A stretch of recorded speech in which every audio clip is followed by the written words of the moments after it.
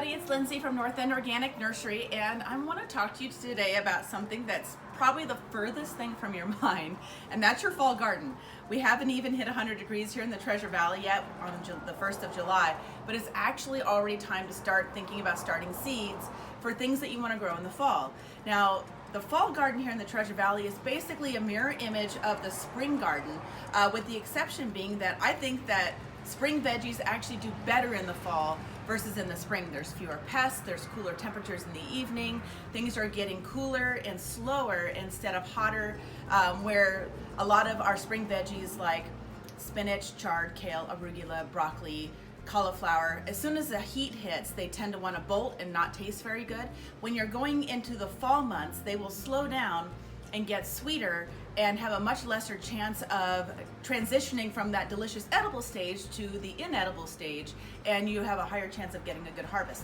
There's also fewer pests. So think about now, any of those veggies that you grew this spring or wanted to grow this spring and didn't get around to, think about them now. We have some handy dandy fall planting guides available here at the nursery, and we'll make sure to get them on the website as well. But I want to show you a little bit about the vegetables that you can grow. So here we are with the Snake River local seeds that we have here. Anything where you're eating the leaf, stem, or root of the plant is going to be a good fall veggie. So things that we're growing for the fruit, not a good fall veggie. So some of the exceptions though are peas. Peas like to be grown in the fall. Beans do not, unless you're talking about fava beans. They're just a weird kind of subcategory.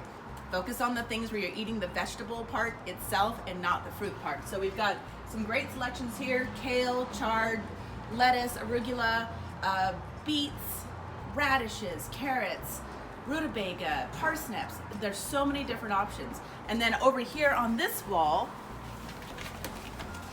this entire wall is all stuff that is cold hardy.